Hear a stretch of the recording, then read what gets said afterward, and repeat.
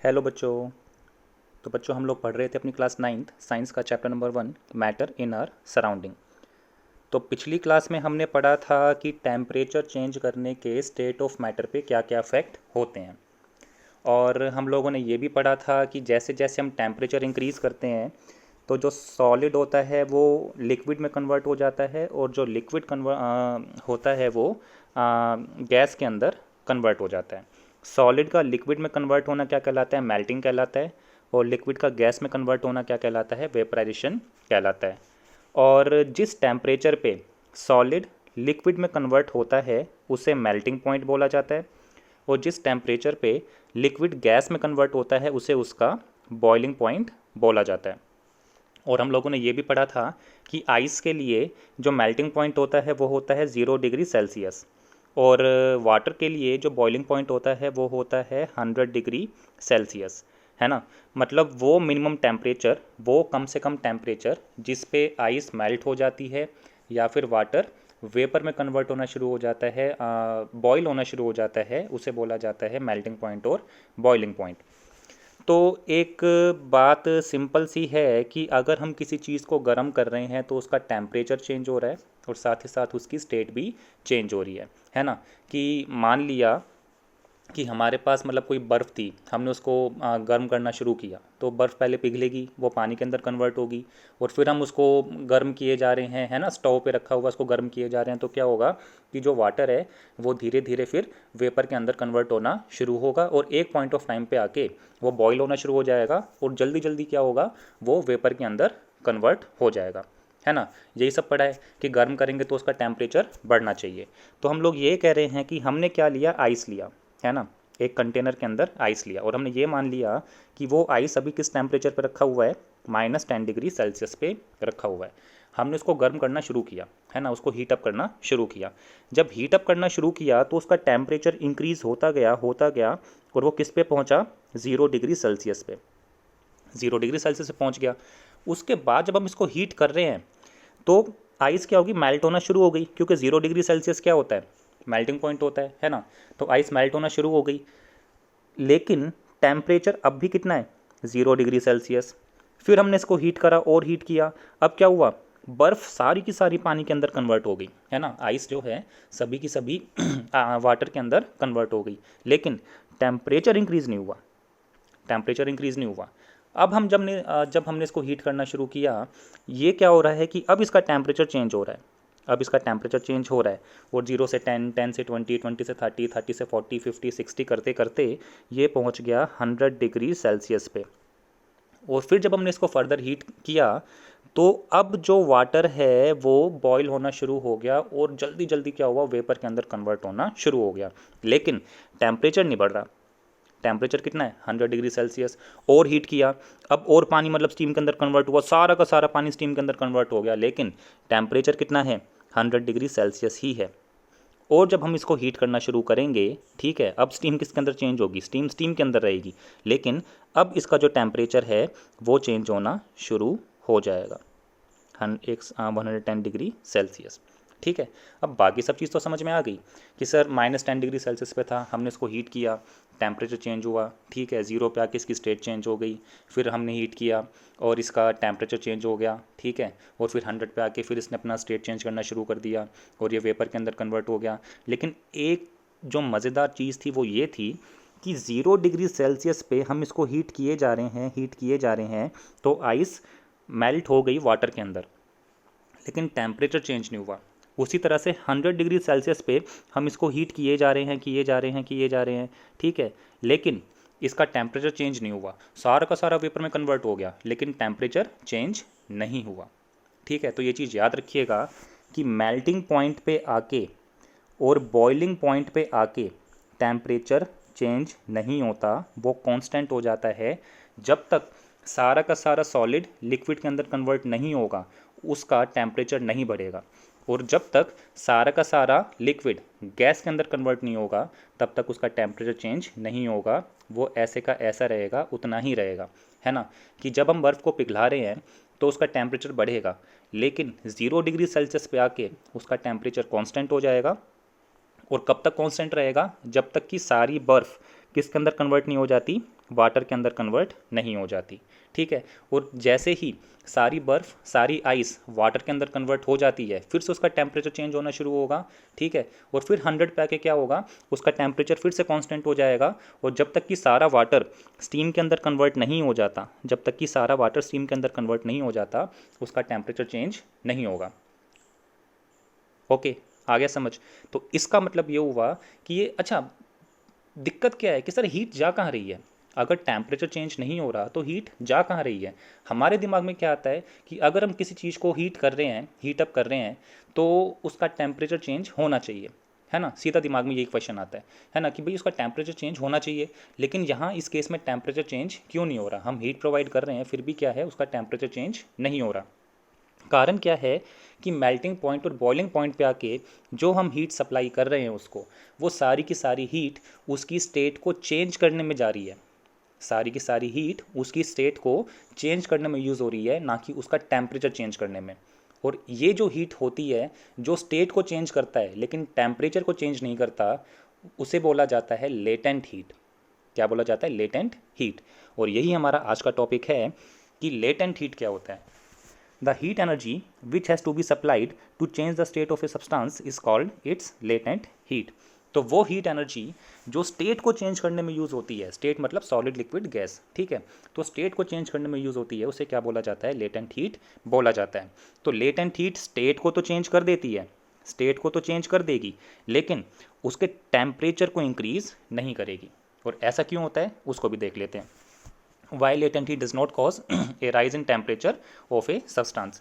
कि जो latent heat है वो स्टेट चेंज कर रही है लेकिन टेम्परेचर चेंज नहीं कर रही। ऐसा क्यों? तो हम लोगों ने पढ़ा था कि सॉलिड, लिक्विड और गैस, इनके जो पार्टिकल्स होते हैं इनके बीच में क्या प्रेजेंट होता है? फोर्स ऑफ अट्रैक्शन प्रेजेंट होता है ना। कि सॉलिड के जो पार्टिकल होते हैं उनके बीच में जो फोर्स ऑफ अट्रैक्शन होता है वो स्ट्रॉन्ग होता है, लिक्विड में कम होता है और गैस में बहुत कम होता है ना। कि गैस के अंदर जो सॉलिड के पार्टिकल गैस के अंदर जो पार्टिकल्स होते हैं उनके बीच का जो फोर्स ऑफ अट्रैक्शन है वो बहुत कम होता है। क्यों? क्योंकि उनके बीच का जो स्पेस होता है, पार्टिकल के बीच में जो स्पेस होता है वो बहुत ज़्यादा होता है। कि गैस में पार्टिकल बहुत दूर दूर होते हैं, है ना। अगर आप लोगों ने पिछली स्लाइड देखी है तो आपको इतना पता होगा। अब बात आती है कि ये मतलब फोर्स ऑफ अट्रैक्शन का यहाँ पे क्यों यूज़ कर रहे हैं हम यहाँ पे, कि हो क्या रहा है कि जो हीट एनर्जी है वो फोर्स ऑफ अट्रैक्शन को ब्रेक करने के काम आ रही है। फोर्स ऑफ अट्रैक्शन को ब्रेक करने के काम आ रही है, ठीक है। The latent heat is used up in overcoming the force of attraction between the particle during the change of state of matter, ठीक है।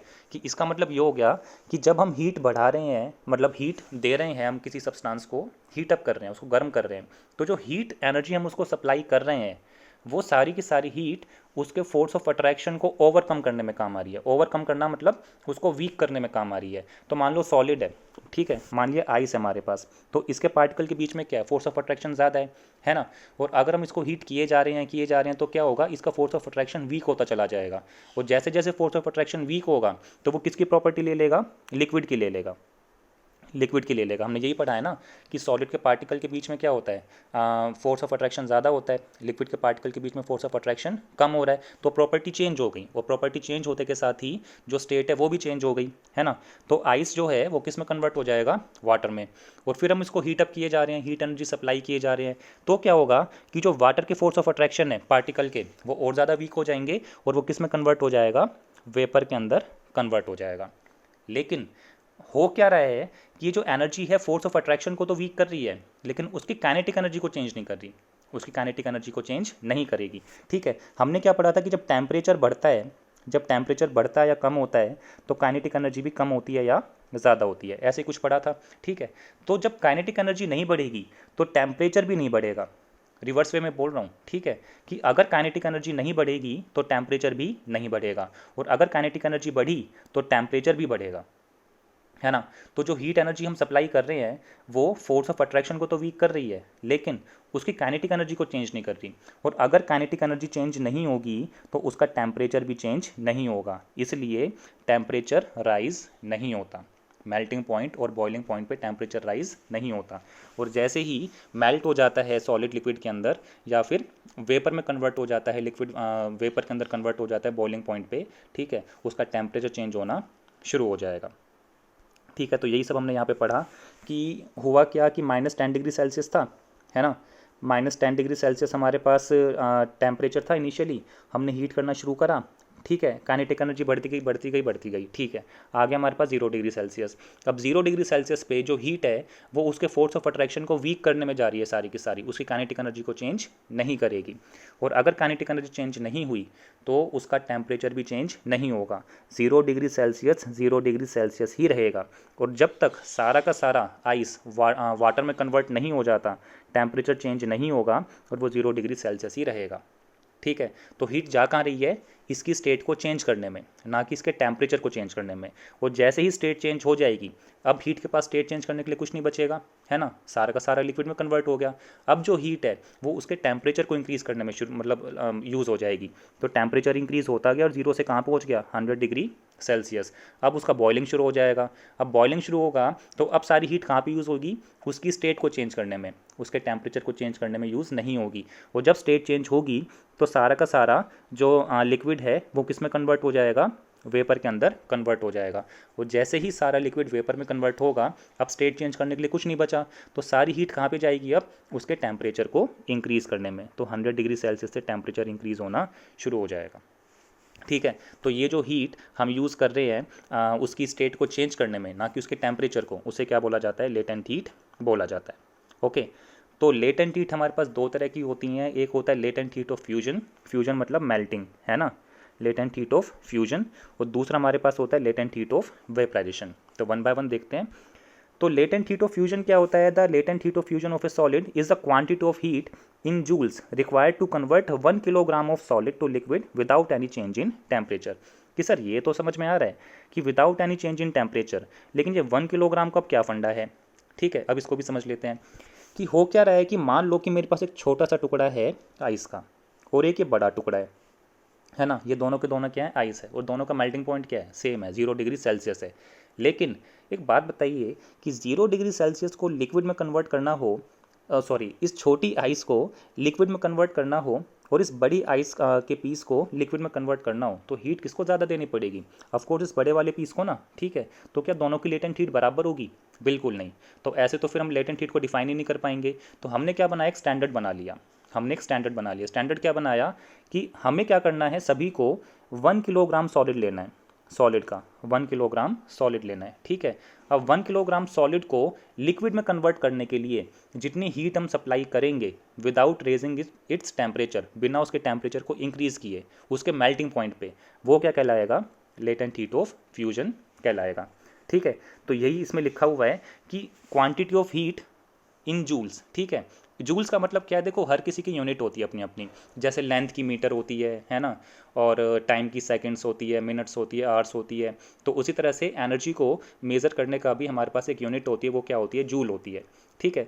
तो quantity of heat required to convert 1 kilogram of solid at its melting point, उसके melting point पे, है ना।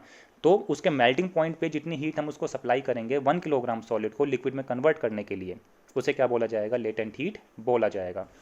और latent हाँ, एक चीज़ और है कि आइस की जो लेटेंट हीट होती है, आइस की जो लेटेंट हीट होती है वो क्या होती है, 3.34 इंटू में 10⁵ जूल पर केजी। मतलब 1 किलोग्राम आइस को वाटर में कन्वर्ट करने के लिए हमें इतनी हीट सप्लाई करनी पड़ेगी, ठीक है। इसे बोला जाता है latent heat of fusion of ice. Okay, अच्छा, अगला टॉपिक हमारे पास आता है लेटेंट हीट ऑफ वेपराइजेशन। तो ये भी यही चीज़ होती है, the latent heat of vaporisation of liquid is the quantity of heat in joules required to convert 1 kilogram of liquid to convert into vapour without any change in temperature. तो इस बार हम क्या कर रहे हैं, 1 किलोग्राम लिक्विड को convert कर रहे हैं वेपर के अंदर बिना उसके टेम्परेचर को चेंज किए। अब 1 किलोग्राम का फंडा आपको समझ में आ गया होगा कि 1 किलोग्राम का मतलब क्या है, ठीक है। एक स्टैंडर्ड हमने यहाँ पे मतलब रख दिया कि भाई किसी को कम नहीं लेना, किसी को ज़्यादा नहीं लेना, सिर्फ 1 किलोग्राम वाटर लेना है और उसको क्या कन्वर्ट करना है, लिक्विड वेपर के अंदर कन्वर्ट करना है, ठीक है। तो उस 1 किलोग्राम लिक्विड को वेपर में कन्वर्ट करने के लिए जो हीट सप्लाई की जाएगी वो क्या कहलाएगी, लेटेंट हीट ऑफ वेपराइजेशन कहलाएगी, and without any change in temperature, ठीक है। और एक और हमारे पास आता है इसी के अंदर पार्ट कि जो latent heat of vaporisation of water है, ठीक है, कि 1 किलोग्राम वाटर को वेपर में कन्वर्ट करने के लिए जितनी हीट की रिक्वायरमेंट होती है उसकी वैल्यू होती है 22.5 इंटू में 10⁵ जूल पर किलोग्राम, कि 1 किलोग्राम लिक्विड को अगर हम वेपर में कन्वर्ट करना चाहते हैं बिना उसके टेम्परेचर को चेंज किए, तो हमें इतनी जूल हीट सप्लाई करनी पड़ेगी। ओके, तो बस लेटेंट हीट में हमारे पास इतना ही है, लेकिन इसी के साथ हमारे पास 1-2 क्वेश्चन और बन जाते हैं। ठीक है, और वो क्वेश्चन क्या उनको देख लेते हैं। कि एक क्वेश्चन बहुत कॉमन क्वेश्चन पूछा जाता है कि अगर किसी पर्सन के ऊपर ठीक है, हम वाटर गिर रहे हैं जिस वाटर का टेम्परेचर है 100 डिग्री सेल्सियस, ठीक है, और उसी पर्सन को या मतलब किसी दूसरे पर्सन को, ठीक है, हम स्टीम मतलब उसके ऊपर स्टीम ऐसे फेंकने लग जाते हैं 100 डिग्री सेल्सियस पे ही, ठीक है, तो उसको किससे ज़्यादा नुकसान पहुंचेगा। ठीक है, देखो स्टीम जो होती है वो भी गर्म होती है, बहुत ज़्यादा गर्म होती है, और 100 डिग्री सेल्सियस क्या होता है, वाटर का बॉइलिंग पॉइंट होता है, तो उबलता हुआ पानी, है ना, कि एक पर्सन के ऊपर हम उबलता हुआ पानी गिर रहे हैं और एक पर्सन के ऊपर हम स्टीम, ठीक है, मतलब जो काफ़ी गर्म होती है स्टीम पास करा रहे हैं। ठीक है, तो कौन ज़्यादा नुकसान पहुंचाएगी। देखो नुकसान तो दोनों के दोनों पहुंचाएगी, है ना, 100 डिग्री सेल्सियस कम नहीं होता। अगर आप इतने टेम्परेचर का पानी अगर आप किसी के ऊपर गिरते हैं तो नुकसान उससे भी होगा, लेकिन सबसे ज़्यादा जो नुकसान होगा वो होगा स्टीम से। कारण क्या है कि 100 डिग्री सेल्सियस पे वाटर जो है स्टीम के अंदर कन्वर्ट हो जाता है। 100 डिग्री सेल्सियस पे वाटर स्टीम के अंदर कन्वर्ट होना शुरू हो जाता है, हम लोगों ने यही पढ़ा है, बॉइलिंग होती है ना, ठीक है, और वाटर को स्टीम में कन्वर्ट करने के लिए हमने इसको हीट दी थी, है ना, जिसको क्या बोला जा रहा था, लेटेंट हीट बोला जा रहा था। वाटर को स्टीम में कन्वर्ट करने के लिए हमने क्या करा था, इसको हीट प्रोवाइड की थी। इसका मतलब ये हुआ कि 100 डिग्री सेल्सियस पे वाटर के पास हीट कम है और स्टीम के पास हीट ज़्यादा है, वो भी किस फॉर्म में, लेटेंट हीट की फॉर्म में, है ना। तो अगर स्टीम के पास हीट ज़्यादा है तो पर्सन को नुकसान स्टीम से ज़्यादा होगा, वाटर से थोड़ा कम होगा।